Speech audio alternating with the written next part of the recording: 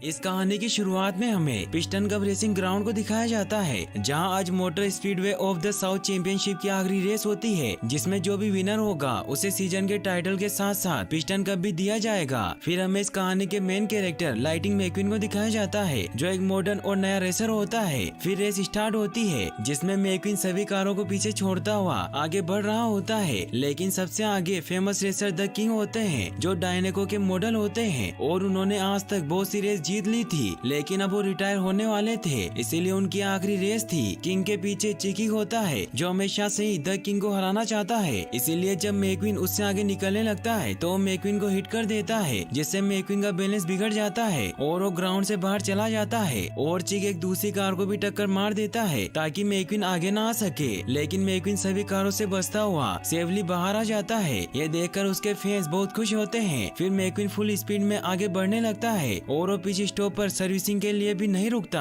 जिससे वो सबसे आगे निकल जाता है और वो जल्दी जल्दी लैप कवर करने लगता है और वो पिच स्टॉप पर टायर भी चेंज नहीं करवाता, बस वो फ्यूल भरवाता है, जिससे वो सबसे एक लैप आगे निकल जाता है। और अब लास्ट लैप बची होती है और मैक्विन सबसे आगे होता है, इसीलिए सभी को लगता है कि उसे जीतने से कोई नहीं रोक सकता, लेकिन तभी उसके पीछे का टायर ब्लास्ट हो जाता है। ये देखकर चिक और किंग तेजी से आगे बढ़ने लगते हैं और मैक्विन भी अपने टायर को रगड़ता हुआ फिनिश लाइन तक पहुँचने की कोशिश करता है, लेकिन तब तक चिक और किंग भी फिनिशिंग लाइन तक पहुंच जाते हैं और ये मैच टाई हो जाता है। लेकिन अभी तक भी रिजल्ट अनाउंस नहीं होते, जिससे मैक्विन को लगता है कि वो जीत गया है, जिससे वो बहुत खुश होता है। प्रेस वाले उससे पूछते हैं कि आपने टायर चेंज क्यों नहीं किए, तो मैक्विन उन्हें कहता है कि मैं तो सिर्फ ऑडियंस का ब्लड प्रेशर बढ़ाना चाहता था और मुझे कोई टीम की जरूरत नहीं है, क्योंकि मैं वन मैन शो हूँ। तो इससे मैक्विन की टीम को बहुत गुस्सा आ जाता है और वो मैक्विन का साथ छोड़कर चले जाते हैं, मगर मैक्विन को इससे कोई फर्क नहीं पड़ता। तभी किंग उसके पास आते हैं और उसे कहते हैं कि तुम एक बहुत ही हिम्मत वाले रेसर हो और तुम्हारे एक नट में इतना दम है जितना कि कई कारों में नहीं है, लेकिन तुम बुद्धू हो, क्योंकि ये कोई वन मैन शो नहीं है, इसीलिए दिमाग से काम लो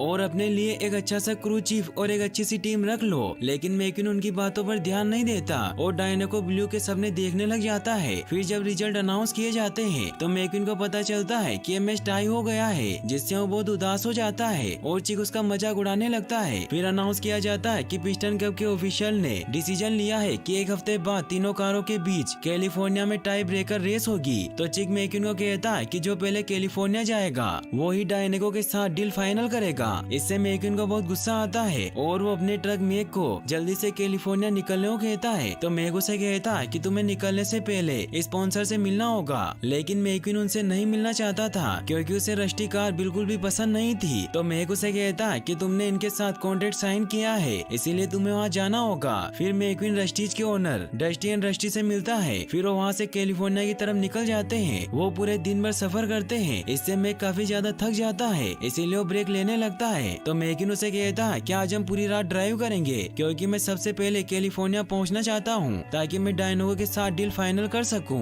तो मैक को उसकी बात माननी पड़ती है, लेकिन रात को मैक्विन को नींद आ जाती है और मैक की भी आँख लगने लगती है। तभी वहाँ से कुछ डिस्को कार्स गुजरती है, जो मैक को एक स्वीट म्यूजिक सुनाकर उसे गहरी नींद में सुला देती है। तभी मैक्विन के एक टॉय की वजह से ट्रेलर का गेट खुल जाता है और मैक्विन नीचे सड़क पर आ जाता है, लेकिन इस बात का पता मैक को नहीं चलता और वो आगे निकल जाता है। वही मैक्विन की जब आँख खुलती है तो एक ट्रक के नीचे आने वाला होता है, लेकिन वो बाल बाल बच जाता है। फिर वो मैक को ढूंढने लगता है, लेकिन वहाँ सभी ट्रक मैक के जैसे ही होते हैं, इसीलिए उसे कुछ समझ नहीं आता। तभी उसे मैक के जैसा एक ट्रक नजर आता है जो दूसरे रूट पर जा रहा था, इसीलिए उसके पीछे जाता है, लेकिन जब उसके पास पहुँचता है तो उसे पता चलता है कि वो मैक नहीं है। इससे मैक्विन काफी परेशान हो जाता है। वो हाईवे तक पहुंचने के लिए फुल स्पीड में रूट 66 की तरफ बढ़ने लगता है, जिससे एक ओल्ड पुलिस ऑफिसर उसके पीछे बढ़ जाते हैं, जिनका नाम शेरिफ होता है। मैक्विन उनसे मदद मांगने की सोचता है, लेकिन वो पुलिस ऑफिसर काफी बूढ़े हो चुके थे, जिससे उनके साइलेंसर से आवाज आने लगती है और मैक्विन को लगता है कि उस पर गोली चला रहे हैं, इसीलिए और ज्यादा स्पीड में आगे बढ़ने लगता है और उसे सामने लगी वायर्स दिखाई नहीं देती, जिससे वो एक स्टेचू के साथ बुरी तरीके से उन वायर में फंस जाता है। ये देखकर मैक्विन वहाँ से निकलने की काफी कोशिश करता है, लेकिन वो पूरे रेडिएटर स्प्रिंग टाउन के रोड को बर्बाद कर देता है और वो एक लाइट के पोल में फंस जाता है, जिससे पुलिस उसे पकड़ लेती है। वहीं फिर हमें दिखाया जाता है कि मैक जब कैलिफोर्निया पहुँचता है तो सभी रिपोर्टर को पता चलता है कि मैक्विन गायब है। इससे सभी जगह मैक्विन के मिसिंग होने की न्यूज फैल जाती है और सभी रिपोर्टर मैक्विन को ढूंढने की मांग करते हैं। वहीं हमें मैक्विन को दिखाया जाता है जो रेडिएटर स्प्रिंग टाउन अंडरग्राउंड की जेल में बंद होता है और जब उसकी आँख खुलती है तो वो देखता है कि उसके सामने एक डस्टी टॉय ट्रक होता है। वो मैक्विन को बताता है कि मेरा नाम मेटर है और अभी तुम रेडिएटर स्प्रिंग में हो। तो मैक्विन उसे कहता है कि मुझे जितनी जल्दी हो सके कैलिफोर्निया पहुंचना है। तभी वहाँ शेरिफ भी आ जाते हैं जो मैक्विन को रेडिएटर स्प्रिंग के कोर्ट में लेकर जाते हैं, जहाँ के जज डॉक हडसन होते हैं, जो जब देखते हैं कि मैक्विन एक रेसिंग कार है तो वो फौरन उससे वहाँ से चले जाने को कहते हैं। लेकिन तभी वहाँ सेली नाम की एक कार आ जाती है जो एक सरकारी वकील होती है।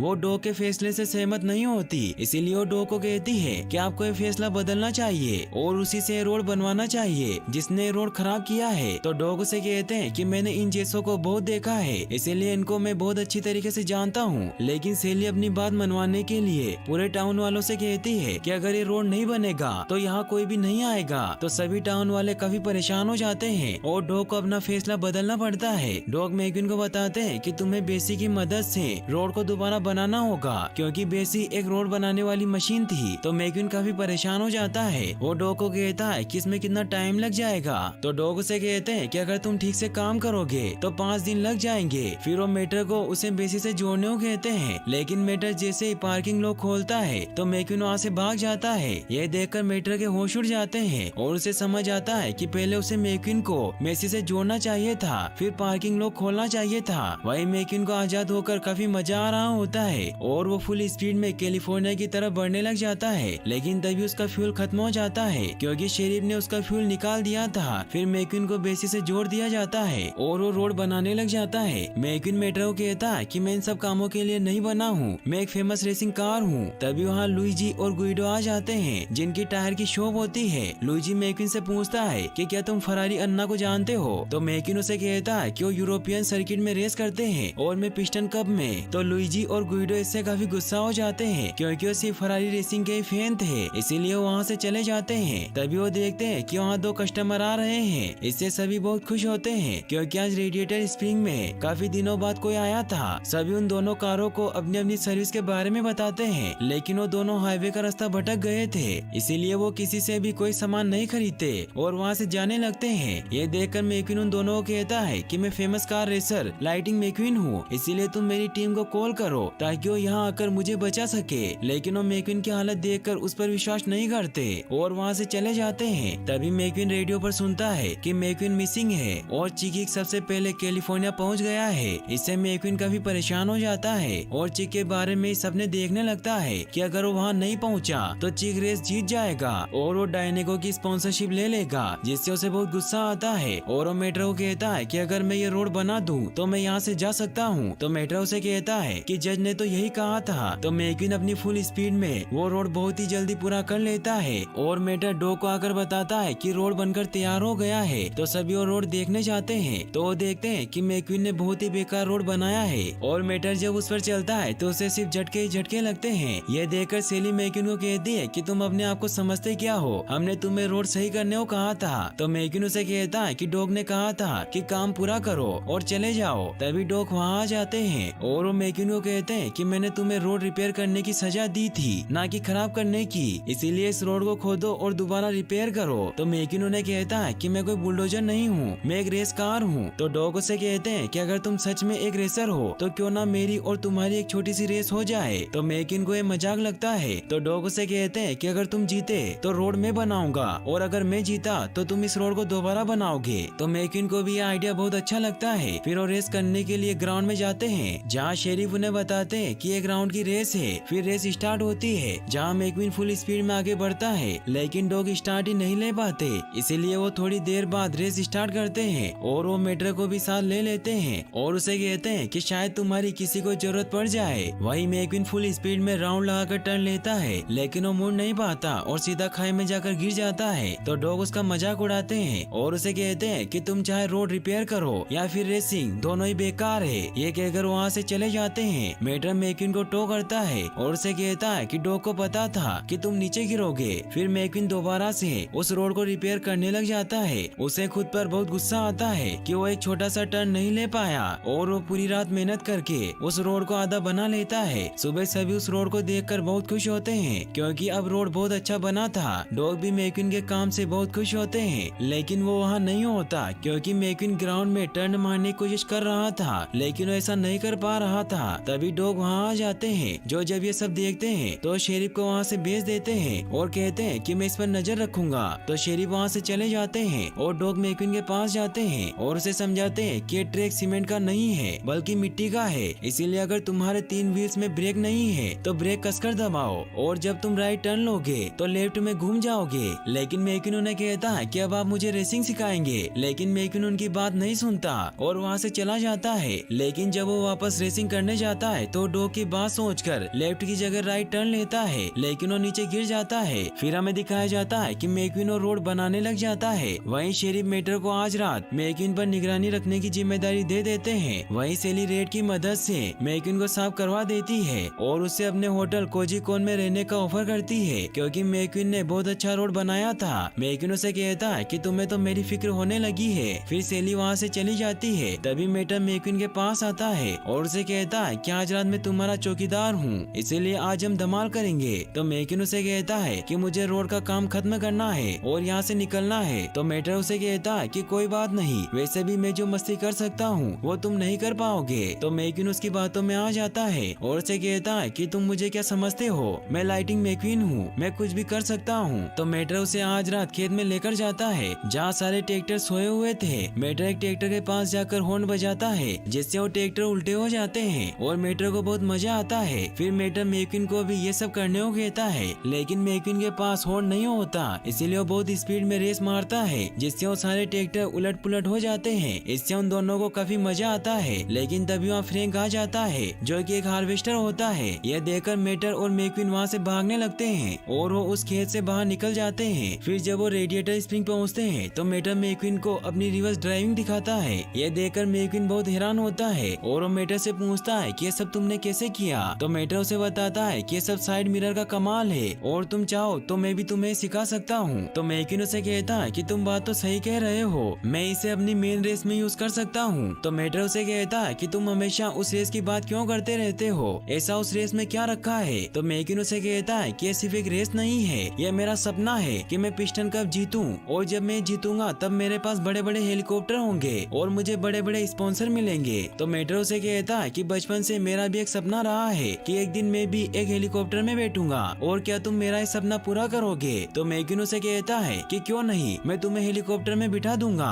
तो मेटर उसे कहता है कि मैं जानता था कि तुम मेरे बेस्ट फ्रेंड हो। ये कहकर वहाँ से चला जाता है। फिर मैक्विन सेली के होटल में जाता है जहाँ रूम नंबर 1 में रुकता है और वो सेली को इन सब के लिए थैंक्स कहता है। फिर मैक्विन सो जाता है, लेकिन उसे नींद में भी फ्रैंक के सपने आते हैं जिससे वो काफी डर जाता है। फिर मैक्विन शेरिफ के पास जाता है ताकि वो आज के फ्यूल का कोटा ले सके, लेकिन डॉग शेरिफ का इलाज कर रहे होते हैं, इसीलिए वो मैक्विन को पेट्रोल पंप पर शेरिफ का इंतजार करने को कहते हैं, जिससे मैक्विन को बहुत गुस्सा आता है और वो बाहर पड़े केन को टायर से मारता है, जिससे वो केन डॉग के गैराज में चली जाती है और वहाँ से कुछ गिरने की आवाज आती है। इसीलिए मैक्विन जब अंदर जाता है तो देखता है कि वहाँ डॉग के 3-3 पिस्टन कप कबाड़ में पड़े हुए हैं, क्योंकि Doc famous race car Hudson Hornet थे जिन्होंने एक ही सीजन में 3-3 पिस्टन कप जीतने का रिकॉर्ड बनाया था। यह देखकर मैक्विन बहुत हैरान होता है। तभी वहाँ डॉग आ जाते हैं और वो मैक्विन को बाहर निकाल देते हैं। तो मैक्विन उन्हें कहता है क्या famous race car Hudson Hornet है, इसीलिए मेरी तो किस्मत खुल गई और आपको मुझे सब कुछ सिखाना ही होगा। तो डॉग उसे कहते हैं कि मैं पहले ही ट्राई कर चुका हूँ। तो मैक्विन उन्हें कहता है कि आपके पास 3-3 ट्रॉफी है। तो डॉग उसे कहते हैं कि मेरे लिए वो खाली पड़े कप से ज्यादा और कुछ नहीं है। फिर मैक्विन फ्लो के पेट्रोल पंप पर जाकर सभी को ये बात बताता है, लेकिन कोई उसकी बातों पर विश्वास नहीं करता।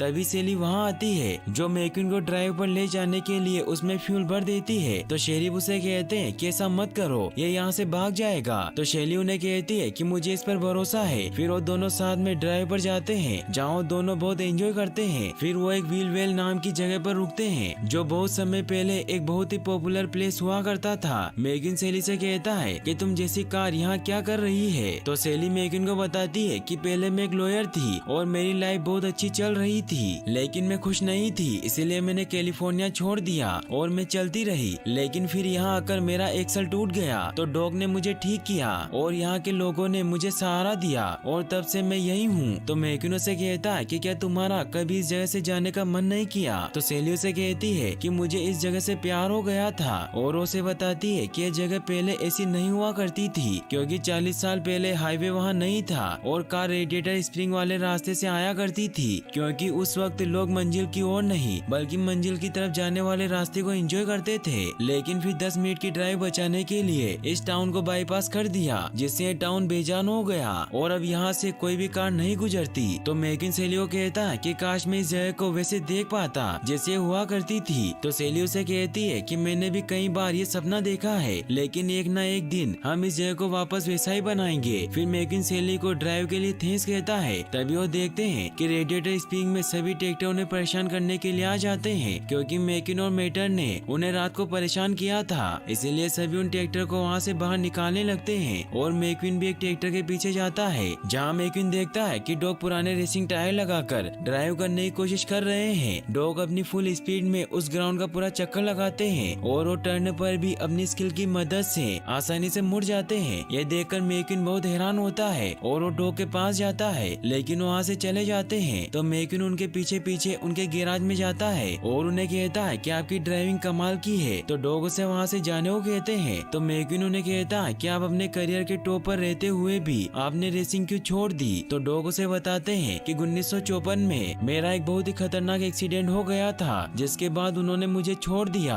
और जब मैं रिपेयर होकर वापस गया तो मुझे लगा कि वो मेरा वेलकम करेंगे, लेकिन उन्होंने मुझे कहा कि तुम एक हिस्ट्री हो और उन्होंने मेरे ही सामने एक रूकी को साइन कर लिया, जबकि मुझ में अभी बहुत कुछ बाकी था और उन्होंने मुझे मौका भी नहीं दिया। इसीलिए मैं यहाँ चला आया और जब तुम यहाँ आए तो मुझे फिर से रेसिंग की याद आ गई। तो मैकिन उन्हें कहता है कि मैं उनके जैसा नहीं हूँ। तो डॉग से कहते हैं कि तुम मुझे एक इंसिडेंट बताओ जब तुमने किसी दूसरे के बारे में सोचा था। लेकिन मैकिन को ऐसा कुछ याद नहीं होता, क्योंकि आज तक उसने किसी दूसरे के बारे में नहीं सोचा था। फिर डॉग उसे वहाँ से चले जाने को कहते हैं। फिर हमें दिखाया जाता है कि अगली सुबह जब सभी की आँख खुलती है तो वो देखते हैं कि रोड पूरा बन चुका है और मैकिन वहाँ नहीं है। तो सभी बहुत उदास होते हैं, क्योंकि उन्हें लगता है कि मैकिन वहाँ से चला गया है, लेकिन मैकिन वहीं होता है। यह देखकर सभी बहुत खुश होते हैं। फिर मैकिन सभी को खुश करने के लिए सभी की मदद लेता है, क्योंकि वो अब समझ चुका था कि हमें दूसरों की भी मदद करनी चाहिए। और पूरे रेडिएटर स्प्रिंग वाले मिलकर मैकिन को एक नया लुक दे देते हैं और मैकिन ने रेडिएटर स्प्रिंग की लाइट भी सही कर दी थी। यह देखकर सेली बहुत खुश होती है, क्योंकि मैकिन ने उसका सपना पूरा कर दिया था। फिर वो साथ में मस्ती करने लगते हैं और अब सभी को पता चल जाता है कि सेली और मैकिन को एक दूसरे से प्यार हो गया है। तभी वो देखते हैं कि वहाँ बहुत सारे कस्टमर आ रहे हैं, लेकिन वो प्रेस वाले होते हैं जो मैकिन को लेने आए थे। और वहाँ मैक भी आ जाता है जो मैकिन से मिलकर बहुत खुश होता है। तभी मैकिन को अपने एजेंट हार्व का कॉल आता है और वो उसे बताता है कि तुम हर जगह छा गए हो, लेकिन मैकिन वहाँ से नहीं जाना चाहता था। इसीलिए उसे कहता है कि मैं रेडिएटर स्प्रिंग में हूँ, जो आज भी मौजूद है। लेकिन हार्व उसकी बातों पर ध्यान नहीं देता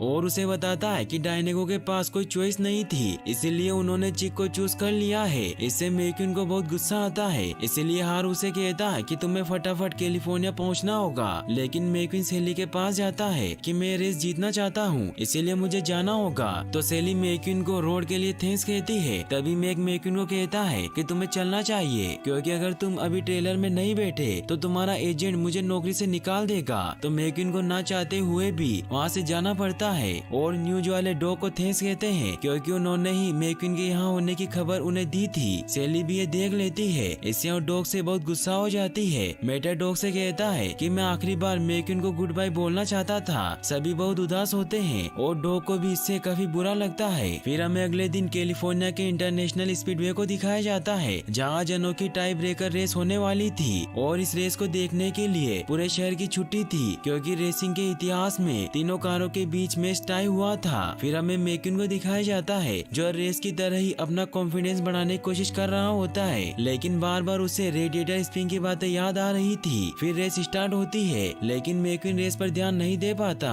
क्योंकि उसे बार बार सेली की याद आ रही थी। लेकिन तभी मैकिन देखता है कि रेडिएटर स्प्रिंग के सभी दोस्त वहाँ आ गए हैं और डॉग हडसन मैकिन के क्रू चीफ बन गए हैं। तो मैकिन इससे बहुत खुश होता है और डॉग उसे कहते हैं कि मुझे पता था कि तुम्हें क्रू चीफ की जरूरत पड़ेगी। और फिर डॉग उसका हौसला बढ़ाने के लिए उसे कहते हैं कि अगर तुम एक अच्छी सड़क बना सकते हो तो यकीनन तुम ये रेस भी जीत सकते हो। फिर मैकिन फुल जोश में रेसिंग करने लग जाता है और डॉग उसे जल्दी से लैप कवर करने को कहते हैं। वहीं जब सभी को हडसन हॉर्नेट के बारे में पता चलता है तो सभी इससे बहुत खुश होते हैं और मैकिन फुल स्पीड में लैप कवर कर रहा होता है, लेकिन वो अभी किंग और चिक से एक लैप पीछे होता है। लेकिन वो डॉग के हौसले की वजह से जल्दी जल्दी लैप कवर करता जाता है, जिससे वो चिक के पास पहुंच जाता है, लेकिन चिक मैक्विन को टक्कर मारता है, मगर मैक्विन मेटर की सिखाई हुई टेक्निक का यूज करते हुए रिवर्स ड्राइविंग करने लगता है। यह देखकर सभी हैरान होते हैं और मैक्विन चिक से आगे निकल जाता है, लेकिन इससे चिक को बहुत गुस्सा आता है और वो मैक्विन का टायर ब्लास्ट कर देता है। तो डॉग मैक्विन को कहते हैं कि येलो फ्लैग दिखा रहे हैं, इसलिए तुम टेंशन मत लो और जल्दी से पिच स्टॉप पर पहुंचो। डॉग गुइडो को भी तैयार रहने को कहते हैं और मैक्विन जब वहाँ पहुँचता है तो गुइडो फुल स्पीड में मैक्विन के टायर चेंज कर देता है। यह देखकर सभी के होश उड़ जाते हैं और अब सिर्फ आखिरी लेप बची होती है और मैक्विन लीडर के बहुत करीब आ जाता है, लेकिन चिक किसी भी हाल में जीतना चाहता था, इसीलिए वो मैक्विन को हिट करता है। लेकिन मैक्विन डॉग की सिखाई हुई स्किल को याद करता है, जिससे वो बचकर सबसे आगे निकल जाता है और अब किंग भी चिक को आगे निकलने नहीं देते। तो चिक को इससे बहुत गुस्सा आ जाता है और चिक किंग को जोर से हिट करता है, जिससे किंग का एक भयानक एक्सीडेंट हो जाता है। और मैक्विन जब ये देखता है तो उसे किंग में डॉग दिखाई देते हैं जब उनका एक्सीडेंट हो गया था और उन्हें वापस रेसिंग करने से मना कर दिया था, इसलिए मैक्विन उनकी मदद करने के लिए फिनिशिंग लाइन को पार नहीं करता और पहले ही रुक जाता है, जिससे चिक रेस जीत जाता है। यह देखकर सभी बहुत हैरान होते हैं और मैक्विन किंग की मदद करने जाता है और उन्हें कहता है कि आपको अपनी लास्ट रेस जरूर पूरी करनी चाहिए। फिर वो उन्हें पुश करके फिनिशिंग लाइन तक लेकर जाने लगता है तो किंग उसे कहते हैं कि तुमने अपना पिस्टन कप गवा दिया, आखिर तुमने ऐसा क्यों किया? तो मैक्विन उन्हें कहता है कि किसी पुरानी कार ने मुझे कहा था कि वो सिर्फ एक खाली कप है। फिर वो किंग को फिनिशिंग लाइन पार करवा देता है। ये देखकर सभी बहुत इमोशनल हो जाते हैं और सभी को चिक पर बहुत गुस्सा आता है, इसलिए उसे टायर ट्यूब फेंक कर मारने लगते हैं। वहीं मैक्विन को किंग और उनकी वाइफ थैंक्स कहती है और सभी लोग मैक्विन को ही विनर मानते हैं। डॉग मैक्विन को कहते हैं कि तुम में कुछ बात तो जरूर है। तभी वहाँ डायनेगो के फाउंडर टेक्स आते हैं जो मैक्विन को उनका नया मॉडल बनने का ऑफर करते हैं, लेकिन मैक्विन उन्हें कहता है कि मैं अपने दोस्तों के साथ ही रहना चाहता हूँ। तो टेक्स उसे कहते हैं कि मैं तुम्हारी बात की कद्र करता हूँ, लेकिन कभी भी मैं तुम्हारे कुछ काम आ सकूँ तो मुझे जरूर बताना। तो मैक्विन उन्हें मेटर को हेलीकॉप्टर राइड करवाने को कहता है, जिससे मेटर हेलीकॉप्टर में राइड करके बहुत खुश होता है और अब मैक्विन की वजह से रेडिएटर स्प्रिंग में भी लोग आने लग जाते हैं और सभी इससे बहुत खुश होते हैं और यहीं पर ये मूवी एंड हो जाती है। इस कहानी की शुरुआत में हमें फिन नाम के एक जासूस को दिखाया जाता है जो एक बोट से समुद्र में आगे बढ़ रहा होता है, क्योंकि एक ब्रिटिश जासूस लीलैंड टर्बो ने उसे खुफिया मैसेज भेजा था जिसमें उसने कहा कि मैं जिस मिशन पर आया था वहाँ के लोगों को मेरे बारे में पता चल गया है और मुझे एक बहुत ही खास चीज मिली है, इसीलिए मैं तुम्हें लोकेशन भेज रहा हूँ और तुम्हें इस जगह पर बहुत ही सावधानी से आना होगा। इसीलिए फिन उस लोकेशन की तरफ बढ़ रहा होता है, लेकिन तभी वहाँ एक बहुत बड़ा शिप आ जाता है जो उस बोट से कहता है कि तुम यहाँ से चले जाओ वरना मैं तुम्हें खत्म कर दूंगा। इसीलिए वो बोट वहाँ से चला जाता है, लेकिन फिन उस शिप के ऊपर लटक जाता है, जिससे उस ठिकाने पर पहुँच जाता है जो कि असल में एक बहुत बड़ा ऑयल प्लेटफॉर्म होता है, जहाँ फिन देखते हैं कि प्रोफेसर जेंटब एक खास तरह के कैमरे की डील कर रहा था। प्रोफेसर जेंटब एक वांटेड वेपन डिजाइनर और पागल साइंटिस्ट होता है। फिन लीलैंड से कांटेक्ट करने की कोशिश करता है, लेकिन उनसे कोई कांटेक्ट नहीं हो पाता। तभी वो देखता है कि प्रोफेसर ने लीलैंड को मार दिया है। तभी उन्हें फिन के बारे में पता चल जाता है, इसीलिए वो फिन को पकड़ने के लिए उसके पीछे पड़ जाते हैं, लेकिन फिन बहुत ही चालाक और मॉडिफाइड होता है, इसीलिए वो सभी से बचकर वहाँ से समुद्र में निकल जाता है। ये देखकर प्रोफेसर उसे पकड़ने के लिए अपनी शिप भेजते हैं। शिप जब फिन पर अटैक करती है तो फिन मरने का नाटक करता है, जिससे सभी को लगता है कि वो मर गया है, लेकिन वो बचकर वहाँ से निकल जाता है। वहीं फिर हमें रेडिएटर स्प्रिंग में दिखाया जाता है कि मैक्विन चौथी बार पिस्टन कप जीत कर लौट आया था, जिससे सभी बहुत खुश होते हैं। मेटर मैक्विन से मिलकर बहुत खुश होता है। फिर मैक्विन उसे अपने द्वारा बनाया हुआ डॉग का म्यूजियम दिखाता है, जहाँ उसने सभी पिस्टन कप रखे हुए थे और यहाँ हमें पता चलता है कि महान racing legend dog Hudson ornate अब इस दुनिया में नहीं रहे। फिर मैक्विन और मेटर साथ में मस्ती करने लगते हैं। शाम को मैक्विन मेटर को कहता है कि मुझे आज रात सेली के साथ डेट पर जाना है, इसीलिए मैं तुम्हारे साथ में नहीं घूम सकता। मेटर इससे उदास होता है, लेकिन अपने दोस्त की खुशी के लिए मान जाता है। फिर दिखाया जाता है कि रात को मैक्विन सेली के साथ होटल में डिनर करने जाता है, जहाँ का वेटर और कोई नहीं बल्कि मेटर ही होता है। मैक्विन उससे अपने लिए स्पेशल ड्रिंक मंगाता है। मेटर जब अंदर जाता है तो वहाँ टीवी में मेलडेनो शो शुरू हो जाता है, जिसमें बताया जाता है कि ऑयल करोड़पति माइल्स एक्सेलोड दुनिया घूमने वाली पहली कार बनाने के लिए बिना जीपीएस के घूमने निकले थे, लेकिन पेट्रोल खत्म होने की वजह से वो जंगल में फंस गए। लेकिन फिर वो अपना खुद का एक प्राकृतिक ईंधन बनाकर वापस लौटे और उन्होंने अपनी सारी ऑयल फैक्ट्री बेच दी और खुद को एक इलेक्ट्रिक कार में बदल दिया और उन्होंने एक प्राकृतिक ईंधन ओलिनोल बनाया, लेकिन दुनिया को इस पर विश्वास नहीं था। इसीलिए उन्होंने एक रेसिंग कंपटीशन का आयोजन किया, जिसमें दुनिया भर के चैंपियन हिस्सा डालेंगे ताकि सभी को उनके ओलिनोल पर विश्वास हो सके। फिर वो इटली के फेमस रेस कार फ्रेंचेस्को बर्नोली से बात करते हैं, लेकिन फ्रेंचेस्को मैक्वीन का मजाक उड़ाता है क्योंकि मैक्वीन अभी हाल ही में एक सीजन खेलकर आया था, इसीलिए वो इस रेस में हिस्सा नहीं ले रहा था। मेट्रो को इससे बहुत गुस्सा आता है और वो लाइव कॉल करके फ्रेंचेस्को को कहता है कि मैक्वीन बेस्ट रेसर है और वो तुम्हें चुटकियों में हरा सकता है। तो फ्रेंचेस्को से कहता है कि अगर मैक्वीन इतना ही फास्ट है तो आराम क्यों कर रहा है। इस बात को लेकर उनमें बहस हो जाती है और वहाँ चारों तरफ भीड़ लग जाती है। ये देखकर मैक्वीन भी अंदर आ जाता है, जहाँ वो देखता है कि फ्रेंचेस्को मेट्रो को खटारा और पुरानी ट्रक कहकर बुला रहा है। मैक्वीन को अपने दोस्त की इंसल्ट बर्दाश्त नहीं होती, इसीलिए वो फ्रेंचेस्को से कहता है कि तुमने मेरे बेस्ट फ्रेंड की बेइज्जती की, इसीलिए मैं भी रेस में हिस्सा ले रहा हूँ। सभी इससे बहुत खुश होते हैं। सेली मैक्वीन को कहती है कि तुम्हें इस बार मेट्रो को भी अपने साथ लेकर जाना चाहिए क्योंकि तुम उसे किसी भी रेस में अपने साथ लेकर नहीं गए हो। तो मैक्वीन भी मान जाता है। फिर वो सभी जापान जाने के लिए निकल जाते हैं। वो जापान पहुंचकर पूरा शहर घूमते हैं और रात को ओलिनोल की पार्टी में पहुंच जाते हैं, जहां मेट्रो उल्टी सीधी हरकतें करने लगता है। तो मैक्वीन उसे कहता है कि रेडिएटर स्प्रिंग नहीं है, इसीलिए तुम्हें यहाँ सोच समझ कर चलना चाहिए, लेकिन मेट्रो उसकी बात नहीं समझता और पार्टी एंजॉय करने लग जाता है। वही हमें फिन को दिखाया जाता है जो पार्टी में उन कैमरों को चेक कर रहे थे जिसकी प्रोफेसर ने डील की थी, लेकिन वहाँ वो कैमरा नहीं होता। तभी उनके पास टोक्यो की एजेंट शिफ्टवेल आती है जो उन्हें बताती है कि आपने जो कैमरे की फोटो भेजी थी उसके बारे में कुछ खास पता नहीं चला है। फिर उन्हें लंदन का मैसेज देती है कि आप जिस ऑयल प्लेटफॉर्म पर पहुंचे थे वो दुनिया के सबसे बड़े ऑयल भंडार के रूप में बने हैं, लेकिन किसी को इस बारे में खबर नहीं है क्योंकि वो सैटेलाइट को नकली सिग्नल भेज रहे थे। मगर एक अमेरिकन एजेंट को इस बारे में पता चल गया, इसीलिए जब उसने छानबीन की तो उस कार का फोटो लेने में कामयाब हो गया जो ये पूरा मिशन चला रहा है और वो अमेरिकन आपको आज रात फोटो देने आने वाला है। तभी फिन देखता है कि प्रोफेसर भी वहाँ अपने आदमियों के साथ मौजूद है, इसीलिए वो शिफ्टवेल को कहता है कि अमेरिकन से तुम मिलोगी क्योंकि उन बदमाशों ने मुझे ऑयल प्लेटफॉर्म पर देख लिया था, इसीलिए अगर उन्होंने मुझे यहाँ देखा तो पूरा मिशन चौपट हो जाएगा। तो शिफ्टवेल उन्हें कहती है कि मैं टेक्निकल काम करती हूँ और मैं कोई जासूस नहीं हूँ। तो फिन उसे कहता है कि आज से तुम जासूस हो। वही हमें मेट्रो को दिखाया जाता है जो एक डिश को आइसक्रीम समझकर खा लेता है जिससे उसे मिर्ची लग जाती है और वो स्टेज पर तमाशा करने लगता है, लेकिन माइल्स मेट्रो से मिलकर खुश होते हैं क्योंकि मेट्रो की वजह से ही मैक्वीन ने रेस में हिस्सा लिया था। लेकिन तभी वहाँ मेट्रो का ऑयल लीक हो जाता है जिससे मैक्वीन मेट्रो पर गुस्सा होता है कि तुम यहाँ तमाशा कर रहे हो। मेट्रो काफी हैरान होता है क्योंकि उसका कभी ऑयल लीक नहीं होता था। वो वॉशरूम में चेक करने जाता है जहाँ वो देखता है कि वो वॉशरूम काफी एडवांस होता है, इसीलिए वो उसे कंट्रोल नहीं कर पाता। तभी वहाँ वो अमेरिकन जासूस फिन से मिलने के लिए मैसेज भेजता है तो शिफ्टवेल उससे मिलने के लिए आने लगती है, लेकिन प्रोफेसर के आदमियों को इस बारे में पता चल जाता है, इसीलिए वो उस अमेरिकी एजेंट पर हमला कर देते हैं। तभी मेटर भी बाहर आ जाता है जिससे मौका देखकर वो अमेरिकन एजेंट अपने ड्राइव और ट्रैकर को मेटर में लगा देता है जिसमें प्रोफेसर के बॉस की फोटो थी। इसीलिए जब मेटर बाहर आता है तो शिफ्टवेल को लगता है कि वही अमेरिकी जासूस है, इसीलिए उसे कल रेस में मिलने को बुलाती है। मेटर काफी हैरान होता है। फिर वो अपने दोस्तों को इस बारे में बताता है कि वो एक लड़की के साथ गुटरगू करने वाला है, लेकिन किसी को उसकी बातों पर विश्वास नहीं होता। वही हमें उस अमेरिकी एजेंट को दिखाया जाता है जिसे प्रोफेसर के गुंडों ने बंदी बना लिया था। तभी प्रोफेसर भी वहाँ आ जाता है और वो उस एजेंट के अंदर ओनिलोन डालता है। तो एजेंट प्रोफेसर को कहता है कि ये फ्यूल तो सेहत के लिए अच्छा है। तो प्रोफेसर उसे कहता है कि मुझे माइक्रोस्कोपी एग्जामिनेशन के बाद पता चला है कि अगर ओलिनोल पर इलेक्ट्रोमैग्नेटिक पल्स डाला जाए तो ये बहुत ही डेंजरस हो जाता है। फिर उस खास कैमरे से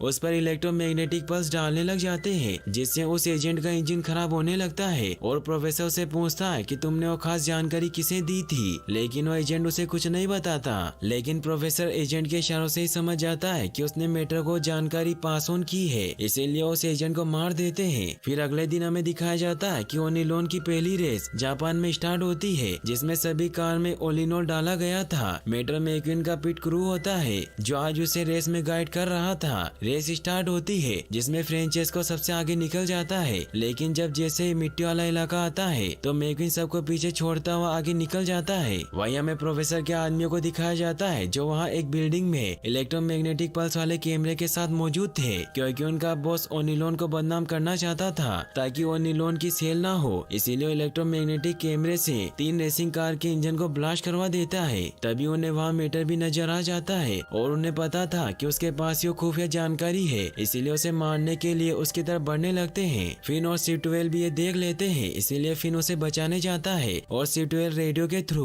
उसे कांटेक्ट करती है और उसे बाहर निकलने को कहती है। मेट्रो को समझ नहीं आता और उसे लगता है कि उसे डेट पर बुला रही है, लेकिन इन्हीं बातों की वजह से मैक्विन कंफ्यूज हो जाता है और वो फ्रेंचेस्को को आगे निकलने का मौका दे देता है, जिससे मैक्विन ये रेस हार जाता है। वहीं वो गुंडे मेट्रो को मारने की कोशिश करते हैं, लेकिन फिन उन सभी को खत्म कर देते हैं। शिफ्ट-12 मेट्रो कहती है कि हमारी डेट खतरे में है, इसीलिए हम कल मिलेंगे। फिर मेट्रो जब वापस पिट में जाता है तो मैक्विन उस पर बहुत गुस्सा होता है। वो उसे कहता है कि रेसिंग के वक्त तुम अनाप शनाप क्यों चिल्ला रहे थे। तो मेट्रो से कहता है कि मैं डेट पर गया था, लेकिन मैक्विन को उस पर विश्वास नहीं होता और उसे लगता है कि वो झूठ बोल रहा है। इसीलिए उसे कहता है कि मैं तुम्हारी वजह से आज रेस हार गया और तुम्हें यहाँ लाना मेरी सबसे बड़ी गलती थी। मेट्रो इससे काफी सैड होकर वहाँ से चला जाता है। वही दिखाया जाता है कि न्यूज में खबर फैल जाती है कि ओलिनोल की वजह से 3 कारें ब्लास्ट हो गई है, लेकिन माइल्स ये बात नहीं मानता और वो सभी को कहता है कि मेरा ईंधन सेफ है। वही हमें मेट्रो को दिखाया जाता है जो वापस रेडिएटर स्प्रिंग लौटने के लिए एयरपोर्ट आ जाता है, क्योंकि उसे लगने लग गया था कि वो मैक्विन के लिए मुसीबत है और अगर वो यहाँ रहेगा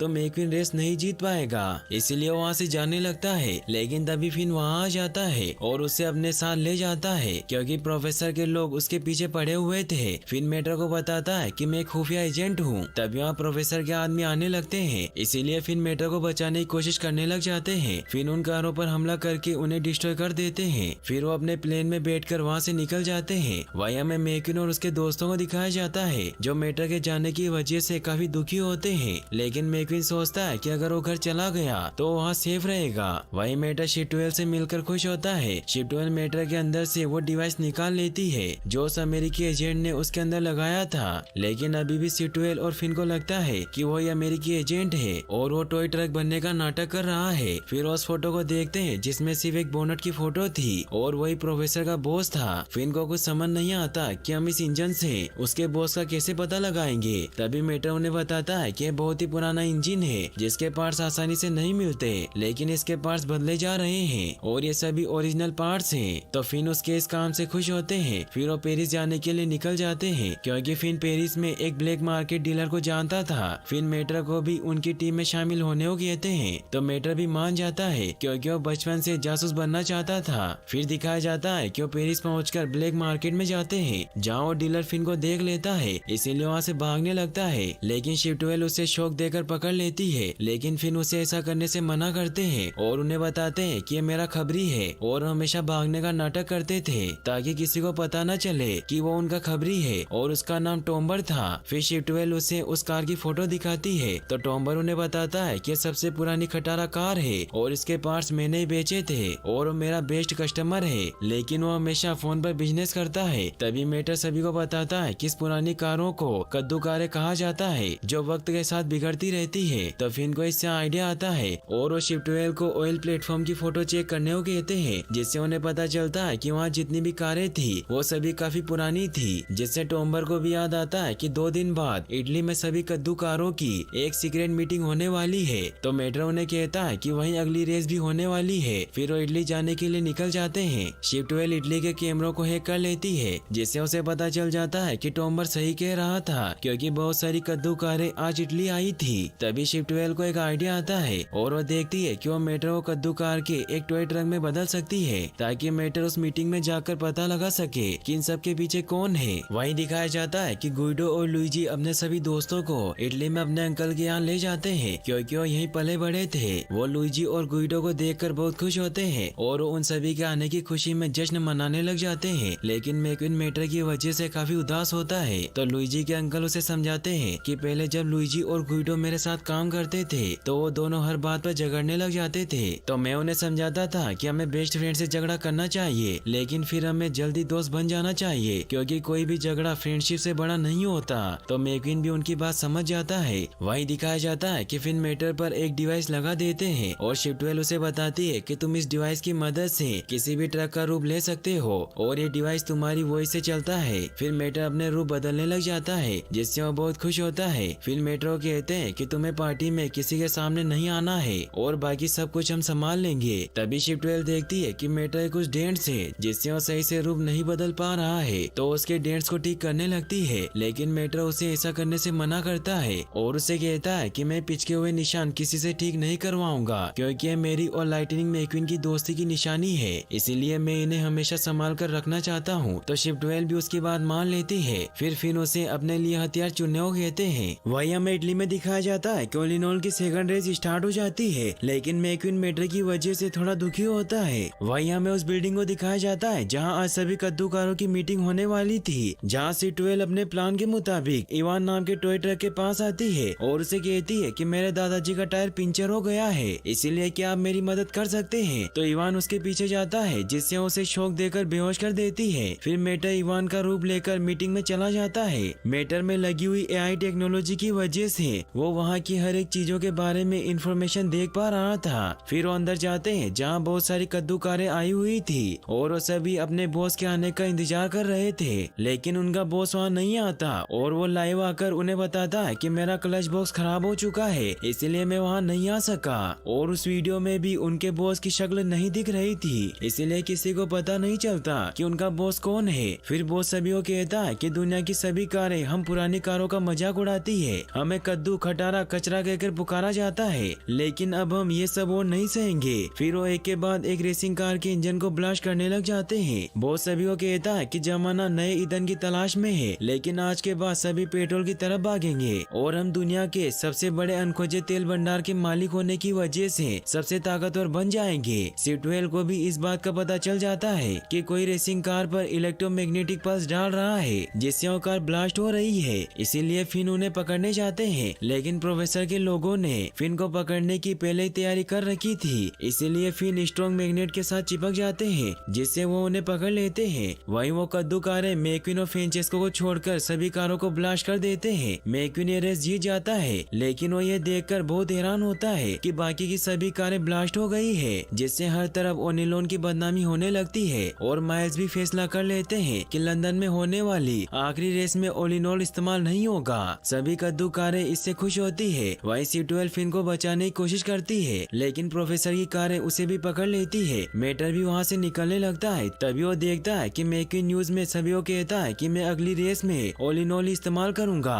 क्योंकि अगर मेरा दोस्त फिल्मोर कहता है कि ओलिनोल सेफ है तो वो सेफ ही होगा, और मैं पहले भी अपने एक दोस्त की बात न मानकर उसे खो चुका हूँ, इसीलिए मैं वो गलती दोबारा नहीं करना चाहता। इससे प्रोफेसर को बहुत गुस्सा आता है और वो सभी से कहता है कि अगली रेस में मैक्वीन नहीं बचना चाहिए। इससे मेटर बहुत घबरा जाता है, जिससे उसका AI डिवाइस टूट जाता है और वो जल्दी जल्दी रूप बदलने लगता है। इससे सभी को पता चल जाता है कि वो अमेरिकी जासूस है, लेकिन मेटर अपने AI को कहकर गन बाहर निकाल लेता है, जिससे वो सभी पर हमला करने लगता है और पैराशूट की मदद से वहाँ से बचकर निकल जाता है। मेटर मैक्वीन को बताने के लिए उसके पास जाने लगता है कि ओलिनोल खतरनाक है, लेकिन कोई उसे अंदर जाने नहीं देता। और तभी प्रोफेसर के आदमी आकर मेटर को भी पकड़कर ले जाते हैं और प्रोफेसर उसे बेहोश कर देते हैं। फिर जब मेटर की आँख खुलती है तो वो देखता है कि फिन और शिप 12 उसके साथ बंधे हुए हैं। फिन उसे बताते हैं कि हम लंदन के क्लॉक टावर में हैं। मेटर को बहुत गुस्सा आता है और वो फिन को कहता है कि मैं जासूस नहीं हूँ, मैं एक मामूली टॉय ट्रक हूँ और मैक्वीन के साथ जो भी हो रहा है वो सब मेरी वजह से है। तभी वहाँ प्रोफेसर के गुंडे आ जाते हैं और वो मेटर को कहते हैं कि रेस स्टार्ट होने वाली है और प्रोफेसर चाहते हैं कि तुम मरने से पहले मैक्वीन की मौत का तमाशा देखो।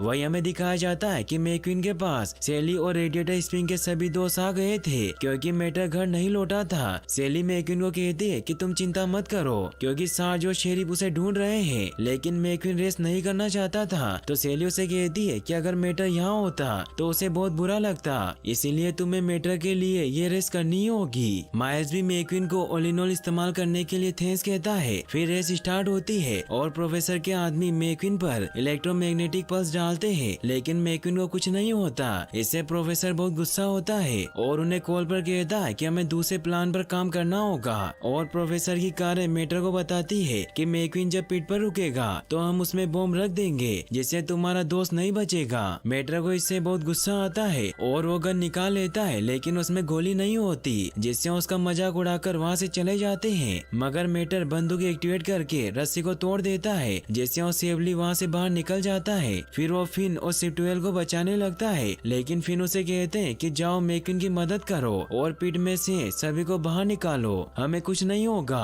फिर मेटर वहाँ से मैक्वीन की मदद करने चला जाता है और शिप 12 मोटर के वायर चेंज करके मोटर को उल्टा घुमा देती है, जिससे वो भी आजाद हो जाते हैं। लेकिन वो देखते हैं कि वहाँ मेटर का एयर फिल्टर पड़ा हुआ है, जिससे वो समझ जाते हैं कि बॉम्ब मेटर के अंदर लगाया गया है, जिससे उन्होंने मेटर को भागने दिया था। इसलिए वो मेटर को रोकने के लिए रेस की तरफ निकल जाते हैं। वही मेटर पिट में पहुंचकर अपने सभी दोस्तों को वहाँ से निकलने को कहता है और उन्हें बताता है कि यहाँ एक बॉम्ब है। तभी फिन मेटर से कॉन्टेक्ट करके उसे बताते हैं कि बॉम्ब तुम्हारे अंदर फिट किया गया है, क्योंकि उन्हें पता था कि तुम मैक्विन को बचाने जाओगे। फिर मेटर जब अपना ऑयल फिल्टर चेक करता है तो उसमें बॉम्ब लगा हुआ था। तभी मैक्विन भी मेटर के पास आने लगता है, लेकिन मेटर मैक्विन को बचाने के लिए उससे दूर भागने लगता है। मैक्विन भी उसका पीछा करता है, क्योंकि उसे लगता है कि मैक्विन उससे गुस्सा है, इसीलिए वो मेटर की टॉय केबल को पकड़ लेता है और मेटर रॉकेट एक्टिवेट करके वहाँ से भागने लगता है। मेटर के दूर जाने की वजह से प्रोफेसर बॉम्ब को ब्लास्ट नहीं कर पाता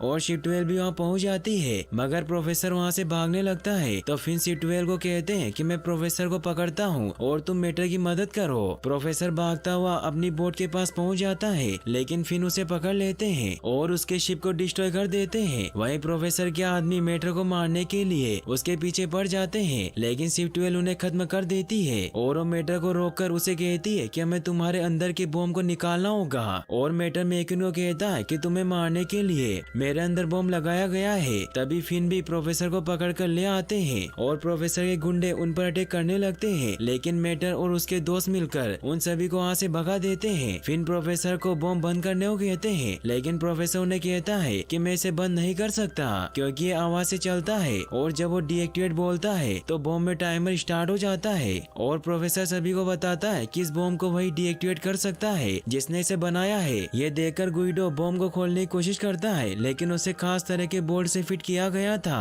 जैसे उस कद्दू कार के बॉस की फिटिंग थी। इससे मेटर समझ जाता है कि इन सब के पीछे ओनिलोन का मालिक माइल्स है और वो मैक्विन को लेकर माइल्स के पास पहुंचता है, जहां ब्रिटिश महारानी भी मौजूद होती है, लेकिन वो सभी मेटर पर बॉम्ब लगा देख डर जाते हैं। फिन और बाकी सभी वहां आ जाते हैं और मेटर सभी को बताता है कि इन सब के पीछे माइल्स है, लेकिन माइल्स उसकी बात नहीं मानता। तो मेटर उसे कहता है कि पार्टी में भी ऑयल तुम्हारा ही लीक हुआ था और तुम इलेक्ट्रिक कार में चेंज नहीं हुए हो। फिर वो सभी को बताता है कि माइल्स ने ये सब इसलिए किया ताकि ऑर्गेनिक फ्यूल को बदनाम कर सके, जिससे इनकी पेट्रोल की बिक्री बढ़ जाए, क्योंकि इसे हाल ही में ऑयल का बहुत बड़ा भंडार मिला है और अब बॉम्ब को ब्लास्ट होने में कुछ ही सेकंड बचे हुए थे। इसीलिए माइल्स उस बॉम्ब को डीएक्टिवेट कर देता है, जिससे अब सभी को विश्वास हो जाता है कि इन सब के पीछे माइल्स था और उसे गिरफ्तार कर लिया जाता है। मेटर माइल्स का बोनट खोलता है और उसमें वही फोटो वाला इंजन था। सभी इससे बहुत खुश होते हैं और ब्रिटिश की महारानी मेटर को सर्ट ऑफ मेटर का खिताब देती है। फिर हमें दिखाया जाता है कि मेटर रेडिएटर स्प्रिंग में सभी को अपनी स्टोरी बताता है, लेकिन कोई उस पर विश्वास नहीं करता। मगर तभी वहाँ फिन और शिप 12 आ जाते हैं, क्योंकि लुइजी ने उन्हें मेल भेजा था।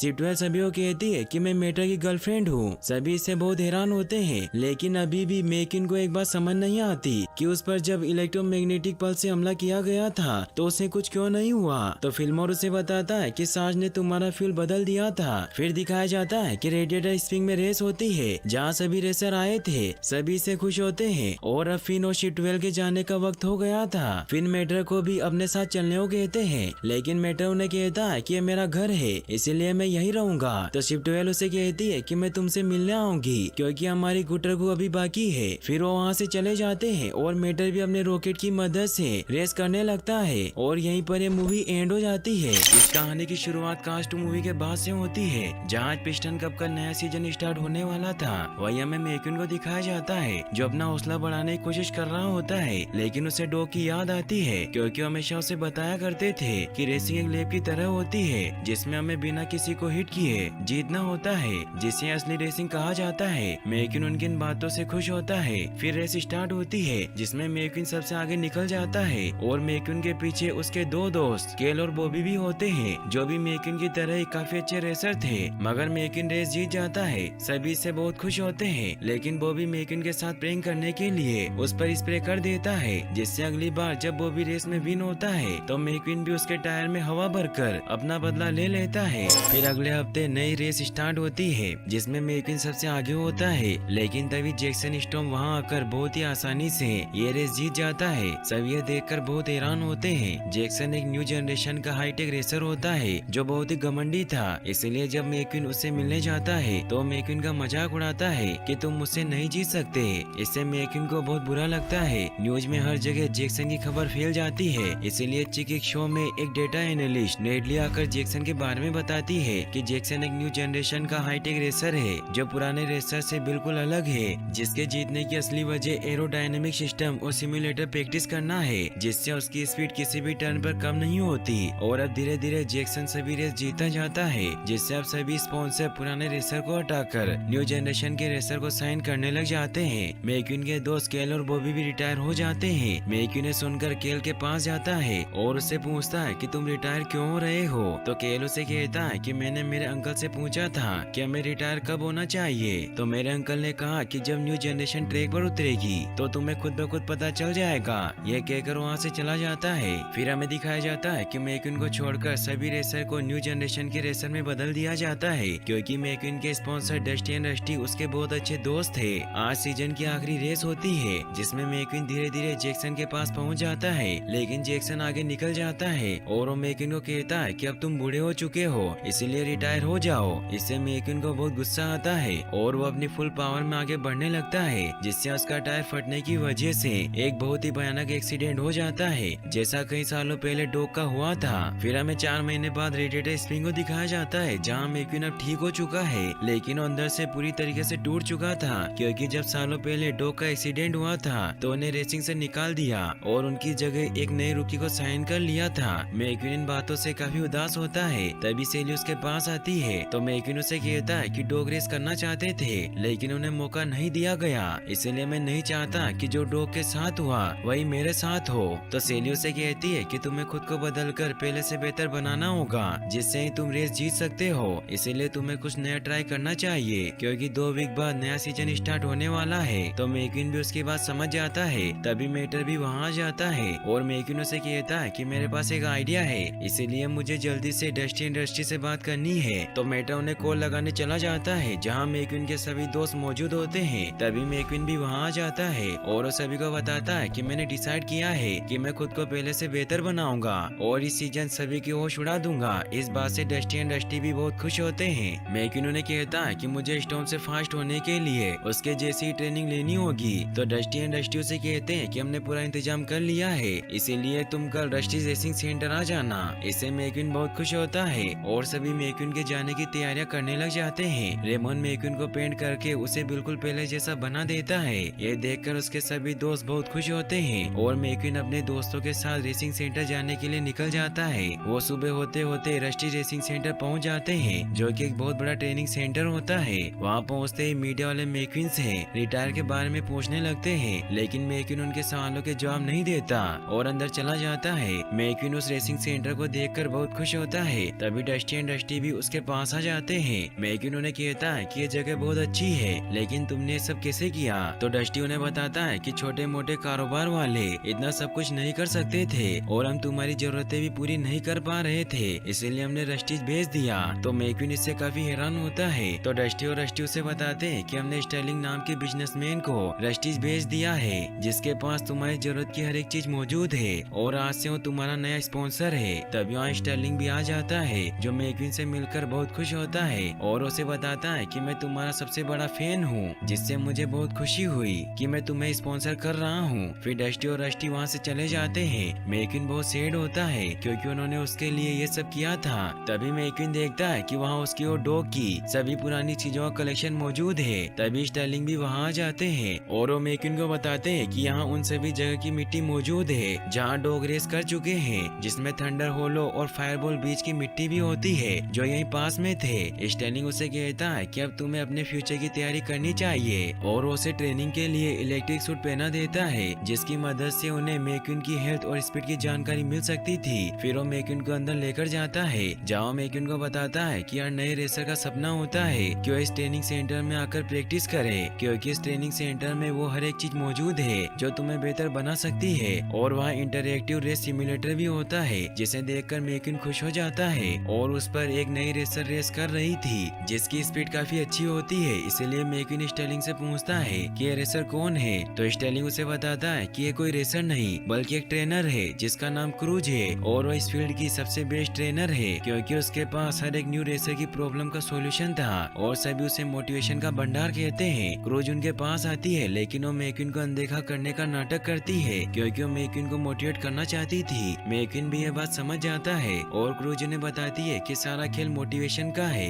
क्योंकि अगर हम नजरिया बदल लें तो चुभने वाली बातें ही हमें हिम्मत दे सकती है। और आपको ट्रेनिंग देना मेरे लिए बहुत गर्व की बात होगी, क्योंकि मैं बचपन से ही आपको टीवी पर देखती आई हूँ। फिर वो मैक्विन की ट्रेनिंग स्टार्ट कर देती है, जिसमें वो मैक्विन को एक्सरसाइज करवाने लगती है ताकि उसके टायर ठीक से काम कर सके। लेकिन मैक्विन को इन सब में कोई दिलचस्पी नहीं होती, क्योंकि वो सिम्युलेटर प्रैक्टिस करना चाहता था। मगर क्रूज इसकी बात नहीं सुनती, क्योंकि मैक्विन अभी सिम्युलेटर के लिए तैयार नहीं था। लेकिन जब एक दिन वो देखता है कि सिम्युलेटर खाली पड़ा हुआ है, इसलिए मैक्विन सिम्युलेटर पर चढ़ जाता है। ये देखकर क्रूज उन्हें कहती है कि आप अभी सिम्युलेटर के लिए तैयार नहीं है। स्टर्लिंग भी उन्हें देख लेता है। मैक्विन उन्हें कहता है कि मैं सिम्युलेटर के लिए पूरी तरीके से तैयार हूँ। तो क्रूज को भी सिम्युलेटर ऑन करना पड़ता है, लेकिन मैक्विन उसे कंट्रोल नहीं कर पाता और रॉन्ग साइड में रन करने लग जाता है, जिससे स्टर्लिंग निराश होते हैं। और मैक्विन का खुद पर कंट्रोल न होने की वजह से वो सिम्युलेटर से क्रैश हो जाता है। स्टर्लिंग क्रूज पर गुस्सा होते हैं, क्योंकि उसकी वजह से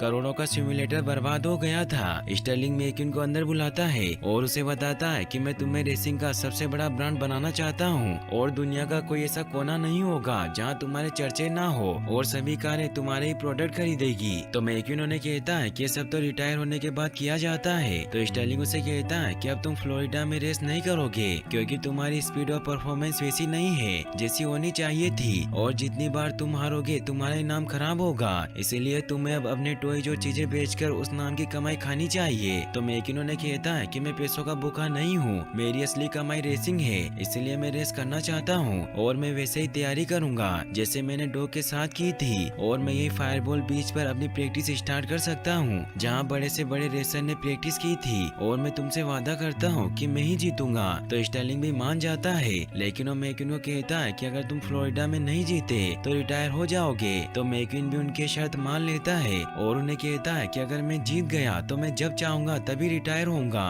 तो स्टर्लिंग भी उसके बाद मान लेता है, लेकिन वो मैक्विन के साथ प्रैक्टिस करने के लिए क्रूज को भी भेज देता है। क्रूज बीच पर भी ट्रेडमिल लेकर जाती है, क्योंकि उसे लगता है कि मैक्विन खुली हवा में प्रैक्टिस करना चाहते हैं। तो मैक्विन उसे कहता है कि मैं ट्रेडमिल पर रेस नहीं करूंगा, क्योंकि मैं इन सभी से बचने के लिए ही तो बीच पर आया हूँ। और वो रेसिंग करने के लिए तैयार हो जाता है। मैक्विन बीच का ग्राउंड लगाकर आता है, लेकिन मैक्विन को अपनी स्पीड का पता नहीं चलता। तो क्रूज उन्हें बताती है कि मैं इलेक्ट्रॉनिक पर्सनल असिस्टेंट से आपकी स्पीड ट्रैक कर सकती हूँ, लेकिन मुझे इसके लिए आपके आसपास रहना होगा। तो मैक्विन क्रूज के साथ रेस करने लगता है, लेकिन क्रूज रेत की वजह से आगे नहीं बढ़ पाती, क्योंकि वो सिर्फ सिम्युलेटर पर ही रेस करना जानती थी। इसलिए मैक्विन उसे धीरे धीरे सब कुछ सिखाने लगता है, क्योंकि कभी क्रूज पानी में चली जाती है तो कभी उसके रास्ते में केकड़े आ जाते हैं, और शाम तक वो रेत पर रेस करना सीख जाती है, जिससे जब वो मैक्विन की स्पीड चेक करती है तो वो सिर्फ 380 किलोमीटर पर आवर की होती है, जो कि स्टॉर्म से बहुत कम थी, जिससे मैक्विन काफी परेशान हो जाता है, क्योंकि उसका आज का पूरा दिन वेस्ट हो गया था। तो क्रूज उसे कहती है कि आपका दिन वेस्ट नहीं हुआ है, क्योंकि आज हमने असली रेसिंग की। तो मैक्विन उसे कहता है कि इसे असली रेसिंग नहीं कहते, इसमें सिर्फ सीधा जाना होता है, इसलिए मुझे अपनी स्पीड पर काम करना होगा। तभी मैक्विन को थंडर होलो का पोस्टर दिखाई देता है और वो क्रूज को बताता है कि मेरी स्पीड का इलाज तभी होगा जब मैं असली रेसर के साथ रेस करूंगा, और वहाँ जाने के लिए निकल जाता है। तो लुइजी उसे कहता है कि वहाँ रेस में पब्लिक होगी, जिससे अगर मीडिया को पता चल गया तो तुम ब्रेकिंग न्यूज बन जाओगे। तो मैक्विन को कहता है कि आपको कोई नहीं पहचानेगा, क्योंकि मैं वेश बदलने में माहिर हूँ। और वो थंडर होलो पहुँच जाते हैं, जहाँ मैक्विन को कीचड़ की मदद से गंदा कर देते हैं ताकि कोई उसे पहचान न सके। फिर वो रेसिंग ग्राउंड में जाता है। क्रूज भी वहाँ आ जाती है और वो मैक्विन को बताती है कि मैं आपके साथ रहकर आपकी स्पीड ट्रैक करूंगी। तभी वहाँ अनाउंस किया जाता है कि थंडर होलो में आज गाड़ियों का दंगल होने वाला है, और सभी चैलेंजर्स वहाँ आ जाते हैं, जो कि सभी पुरानी और टूटी फूटी कारें होती है। यह देखकर मैक्विन क्रूज को कहता है कि हमें यहाँ से निकलना होगा, क्योंकि मैंने जैसी रेस के बारे में सोचा था ये वैसी रेस नहीं है।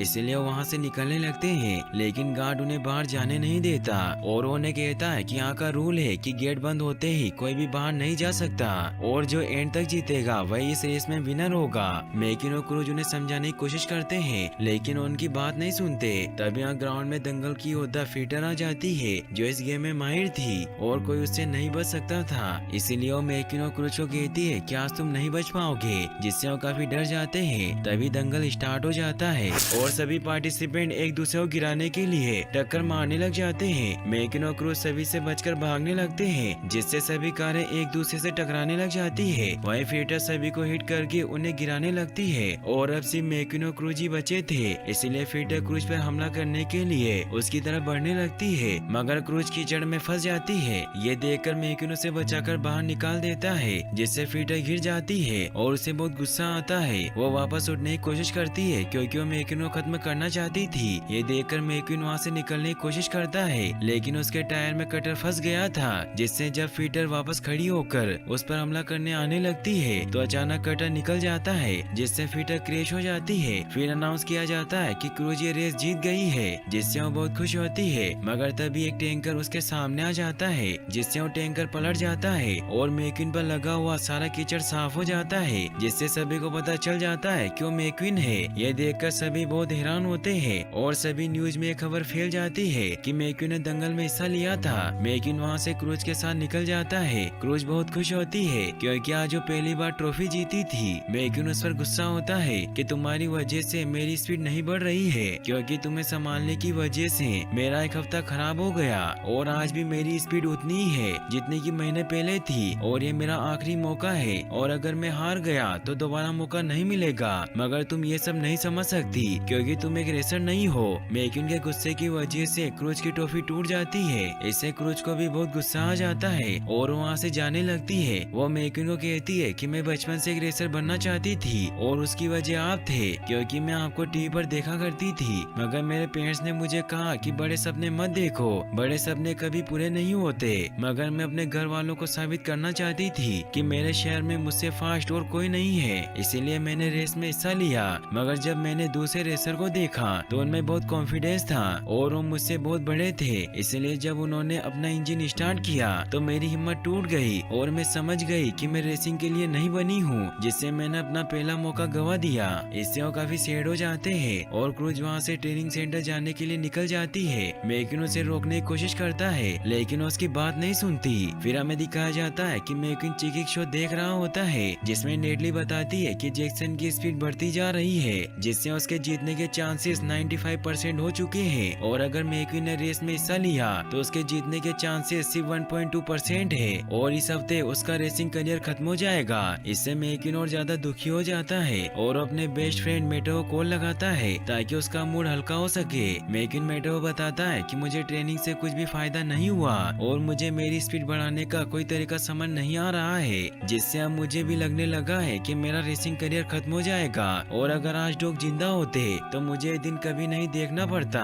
तो मेटो से कहता है कि अरे गुरु का एक गुरु होता है, इसीलिए तुम भी डॉग के गुरु स्मोकी से ट्रेनिंग ले सकते हो। मैकिन को यह आइडिया बहुत अच्छा लगता है। वही हमें क्रूज को दिखाया जाता है जो उदास हुई ट्रेनिंग सेंटर की तरफ बढ़ रही होती है। तभी मैकिन वहाँ पहुँच जाता है और वो क्रूज को कहता है कि मैं स्मोकी नाम के बंदे को ढूंढने जा रहा हूँ, इसीलिए तुम भी हमारे साथ चल सकती हो। लेकिन कुछ तैयार नहीं होती तो मैकिन उसे उसकी ट्रॉफी देता है जिसे उसने जोड़ दिया था, और उसे मनाने के लिए डांस करने लग जाता है, जिससे क्रूज भी मान जाती है और वो साथ में स्मोकी के गांव थॉमसविले जाने के लिए निकल जाते हैं। वो जब वहाँ पहुँचते हैं तो मैकिन को वहाँ डॉग के स्पीडवे का पोस्टर दिखाई देता है जहाँ डॉग प्रैक्टिस किया करते थे। मैकिन जब उस ग्राउंड के अंदर जाता है तो खुद को एक चक्कर लगाने से नहीं रोक पाता, क्योंकि उस जगह पर उसके क्रू चीफ डॉग रेस किया करते थे। तभी स्मोकी वहाँ आ जाते हैं, जिन्हें देखकर वो खुश होते हैं क्योंकि उन्हें नहीं पता था कि वो अभी तक जिंदा है। स्मोकी मैकिन को पहचान लेते हैं, इसीलिए वो उन्हें बार में लेकर जाते हैं जहाँ डॉग के सभी रेसर दोस्त मौजूद थे। वो मैकिन को देखकर समझ जाते हैं कि मैकिन का वक्त अभी बुरा चल रहा है, इसीलिए वो यहाँ उनसे मदद लेने आया है। स्मोकी सभी को डॉग के किस्से सुनाते हैं कि जब वो नया आया था तो सभी उसका मजाक उड़ाते थे, लेकिन उसने दिखा दिया कि वो सबसे फास्ट है, क्योंकि वो पलक झपकते ही माई रेस को पीछे छोड़ देता था। मगर एक दिन फ्रेशर की एंट्री हुई जो सभी से फास्ट था, मगर डॉग अपनी बेहतर स्किल की मदद से उससे आगे निकल गया, लेकिन यह बात उसे बर्दाश्त नहीं हुई, इसलिए उसने डॉग को दीवार की तरफ धकेलने की कोशिश की, लेकिन डॉग ने छलांग लगाई और वो ये रेस जीत गया। सभी इससे बहुत खुश हुए क्योंकि ऐसा बेहतरीन स्टंट पहले किसी ने नहीं किया था। फिर स्मोकी मैकिन को बाहर लेकर जाते हैं जहाँ मैकिन उन्हें कहता है कि मुझे आपकी मदद चाहिए और मुझे कुछ समझ नहीं आ रहा है कि मैं क्या करूं, और अगर मैं फ्लोरिडा की रेस हार गया तो सब कुछ खत्म हो जाएगा और मेरा भी वही हाल होगा जो डॉग का हुआ था। तो स्मोकी उससे पूछते हैं कि डॉग के साथ क्या हुआ था, तो मैकिन उन्हें कहता है कि रेसिंग ही डॉग की जिंदगी थी और जब वही उनसे छीन ली गई तो वो उस सदमे से कभी बाहर नहीं निकल पाए। तो स्मोकी उसे कहते हैं कि तुम डॉग को ठीक से समझ नहीं पाए। फिर वो मैकिन को अपने गैराज की तरफ लेकर जाते हैं और उसे बताते हैं कि हादसे की वजह से डॉग का रेसिंग से नाता टूट चुका था, जिससे उसका दिल टूट गया और वो अपनी तरफ दिल में लिए सबसे दूर रेडिएटर स्प्रिंग चला गया और 50 साल तक उसने मुझे अपनी कोई खबर नहीं दी। लेकिन फिर एक दिन उसके खत आने शुरू हुए और हर एक खत में तुम्हारा ही जिक्र होता था, क्योंकि रेसिंग डॉग की जान थी मगर उसकी धड़कन तुम थे, क्योंकि तुमने उसे जीने का नया मकसद दिया था। मैकिन को भी अपने और डॉग के साथ बिताए हुए खूबसूरत लम्हे याद आने लगते हैं जब वो मैकिन के साथ बहुत खुश थे। इस मौके मैकिन को बताते हैं कि डॉग ने तुम्हारे अंदर वो देखा था जो तुम खुद भी नहीं देख पाए। फिर इस मौके उसे प्रैक्टिस के लिए लेकर जाते हैं जहाँ मैकिन ग्राउंड का चक्कर लगाता है। तो इस मौके उसे कहते हैं कि तुम अब बूढ़े हो चुके हो, इसलिए तुम स्टॉर्म जितना तेज नहीं दौड़ सकते, मगर तुम उससे स्मार्ट हो सकते हो, क्योंकि मैंने सुना कि तुम गाड़ियों के दंगल में गए थे और तुम्हें एक भी खरोच नहीं आई। वही हमें दिखाया जाता है कि जैक्सन की स्पीड काफी ज्यादा बढ़ चुकी थी और उसने 344 किलोमीटर पर आवर का आंकड़ा पार कर लिया था। वही स्मोकी मैकिन को फास्ट बनाने के लिए क्रूज को नकली स्टॉर्म बना देते हैं ताकि मैकिन ठीक से प्रैक्टिस कर सके। फिर स्मोकी उन्हें ग्राउंड में लेकर जाते हैं जहाँ वो क्रूज को मैकिन से कहीं आगे रखते हैं, क्योंकि मैकिन फ्लोरिडा के क्वालिफाई राउंड में नहीं गया था। स्मोकी मैकिन को 3 राउंड में क्रूज को पकड़ने को कहते हैं, लेकिन मैकिन ऐसा नहीं कर पाता, इसीलिए वो मैकिन की अलग तरह से ट्रेनिंग स्टार्ट करते हैं जिसमें वो मैकिन को चौकन्ना रहना सिखाते हैं ताकि वो किसी भी चीज का सामना कर सके। फिर वो उन्हें ट्रैक्टर के साथ खेतों में बंद कर देते हैं ताकि वो फुर्तीले हो सके, जिससे वो छोटी से छोटी जगह से भी बचकर बाहर निकल सके। मैकिन के साथ साथ क्रूज भी ट्रेनिंग ले रही होती है, जिससे वो भी धीरे धीरे सब कुछ सीखती जाती है। मैकिन दिन रात मेहनत करता है क्योंकि अब रेस को सिर्फ 2 ही दिन बचे थे। इस मौके मैकिन को डॉग के राज बताते हैं कि डॉग किसी से भी आगे निकलने के लिए उससे बिल्कुल च्युइंगम की तरह चिपक जाया करते थे। मैकिन उन्हें कहता है कि ड्राफ्टिंग मैंने कभी ट्राई नहीं की। तो इस मौके से कहते हैं कि पहले तुम फास्ट थे जिससे तुम किसी से भी आगे निकल जाया करते थे, लेकिन अब तुम बूढ़े और स्लो हो चुके हो, इसीलिए तुम्हें खुद को बदलने के लिए उन चीजों पर ध्यान देना होगा जिन पर तुमने कभी गौर नहीं किया। ऐसे उनकी ट्रेनिंग चलती रहती है जिससे मैकिन की स्पीड बढ़ने लगती है और क्रूज भी मैकिन की वजह से सब कुछ सीख जाती है। रात को स्मोकी उन्हें जंगलों में लेकर जाते हैं क्योंकि वो डॉग और बाकी सभी रेसर को यही ट्रेन किया करते थे, इसीलिए मैकिन और क्रूज भी बिना हेडलाइट के जंगल में रेस करने लग जाते हैं, जिसमें वो अंदाजे से पेड़ों से बसते जाते हैं जिससे उन्हें बहुत मजा आता है। फिर हमें दिखाया जाता है कि आज वो दिन आ चुका था जहाँ फ्लोरिडा में पहली रेस होने वाली थी और रेसर वहाँ पहुँच गए थे। वही मैकिन जाने से पहले क्रूज से आखिरी रेस करता है जिसमें मैकिन फुल स्पीड में क्रूज से आगे निकल जाता है, मगर क्रूज थोड़ी देर बाद उससे फिर से आगे निकल जाती है जिससे मैकिन काफी सैड हो जाता है। मगर तभी मैकिन को कहता है कि हमें निकलना होगा क्योंकि हमें फ्लोरिडा पहुंचना है। तो मैकिन सभी को उसका साथ देने के लिए थैंक्स कहता है और वहां से फ्लोरिडा जाने के लिए निकल जाता है। वहीं फिर हमें फ्लोरिडा रेसिंग मिडवे को दिखाया जाता है जहां आज लाखों कारें इस कमाल की रेस को देखने आई थी। नेटली सभी को बताती है कि आज स्टॉर्म को कोई नहीं हरा पाएगा क्योंकि उसके जीतने के चांसेस 96.8% है। मैकिन भी रेस में पहुंच जाता है जहां वो अपना कॉन्फिडेंस बढ़ाने की कोशिश करता है, लेकिन वो ऐसा नहीं कर पाता। मैकिन के दोस्त और सेली भी वहां आ जाते हैं। सेली मैकिन को कहती है कि आज तुम ही जीतोगे। तभी जैक्सन वहां आ जाता है जो क्रूज का मजाक उड़ाता है। फिर सभी कारें ग्राउंड में जाती है जहां मैकिन लास्ट पोजीशन पर होता है क्योंकि उसने फ्लोरिडा क्वालिफाई रेस में हिस्सा नहीं लिया था। इस मौके भी वहां आ जाते हैं जो मैकिन के क्रू चीफ बनते हैं। वो मैकिन को कहते हैं कि तुम सिर्फ उसी बात पर ध्यान दो जिसके लिए तुम यहाँ आए हो। तो मैकिन उनकी बात समझ जाता है। तभी रेस स्टार्ट होती है जहाँ मैकिन धीरे धीरे कारों को पीछे छोड़ता हुआ आगे बढ़ने लगता है। इस मौके मैकिन को कहते हैं कि तुम्हें कुछ भी करके ये रेस जीतनी होगी, इसीलिए अपनी ट्रेनिंग को याद करो और 3 लैप में स्टॉर्म तक पहुंचने की कोशिश करो। वही स्टर्लिंग क्रूज के पास आता है और उसे कहता है कि तुम्हारा यहाँ कोई काम नहीं है, इसीलिए तुम वापस ट्रेनिंग सेंटर लौट जाओ। तो क्रूज उन्हें कहती है कि मैं रेस देखना चाहती हूँ क्योंकि मैकिन जीत के काफी पास है। तो स्टर्लिंग उसे कहता है कि तुम एक रेसर नहीं हो, तुम एक ट्रेनर हो। तो क्रूज सैड हुई वहाँ से चली जाती है। मैकिन को इन सब की वजह से क्रूज की वो बातें याद आती है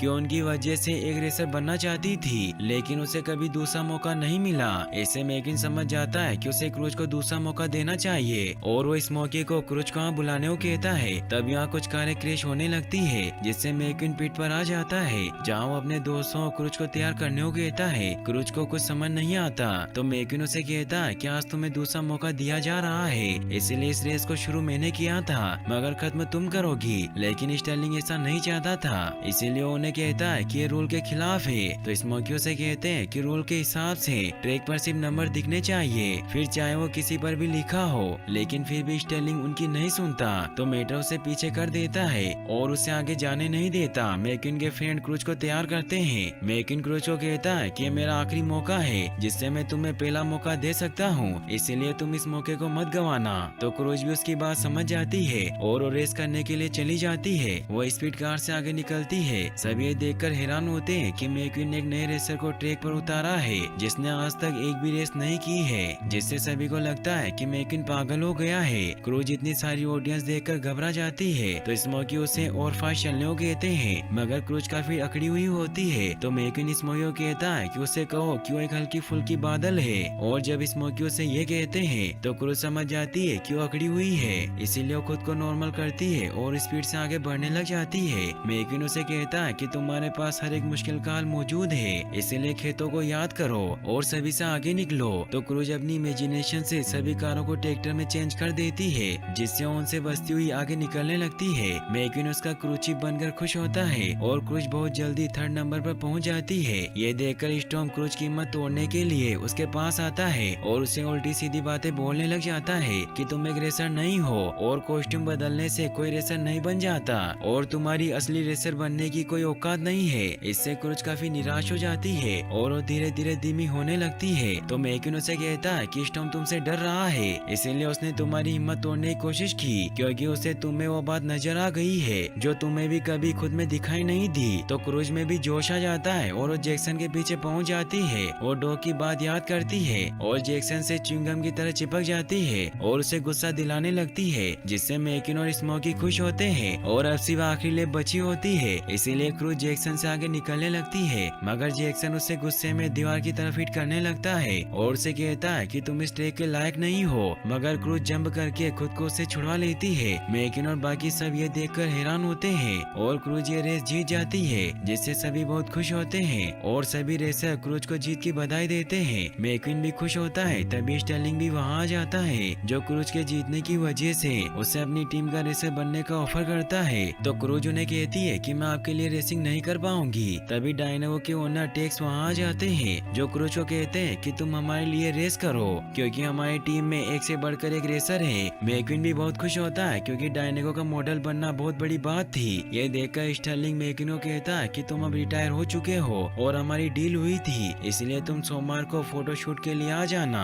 तभी विनर लिस्ट को अपडेट किया जाता है, जिसमें मैकिन का भी नाम होता है। इससे वो बहुत हैरान होता है। तो स्मोकी से बताते हैं कि जो रेस स्टार्ट करता है उसका और जीतने वाले का नाम आता है। तभी सेली भी वहाँ आ जाती है और स्टर्लिंग को कहती है कि मैकिन जीत गया है, इसीलिए वो जब चाहेगा तब रिटायर हो सकता है। फिर हमें रेडिएटर स्प्रिंग में दिखाया जाता है कि क्रूज और बाकी सभी वहाँ आ जाते हैं और अब क्रूज डायनावो की न्यू मॉडल बन गई थी, जिसको मैकिन ने डॉग का नंबर 51 दिलाया था, जिससे सभी खुश होते हैं। तभी मैकिन भी वहाँ आ जाता है, जिसने अपने हुलिये को बिल्कुल डॉग की तरह करवा लिया था, क्योंकि अब वो क्रूज का क्रूची बन गया था, क्योंकि टेक्स ने रस्टिच खरीद ली थी। मैकिन और क्रूज साथ में रेस करते हैं और यहीं पर इस मूवी की हैप्पी एंडिंग हो जाती है। और गाइस, अगर आपको ये वीडियो अच्छी लगी हो और आप हमें सपोर्ट करना चाहते हैं तो इस चैनल को सब्सक्राइब जरूर कर लें। और आप नेक्स्ट वीडियो कौन सी देखना चाहते हैं मुझे कमेंट बॉक्स में जरूर बताएं। और इस वीडियो को लाइक और चैनल को सब्सक्राइब करने के लिए आपका तहे दिल से शुक्रिया। Thanks for watching.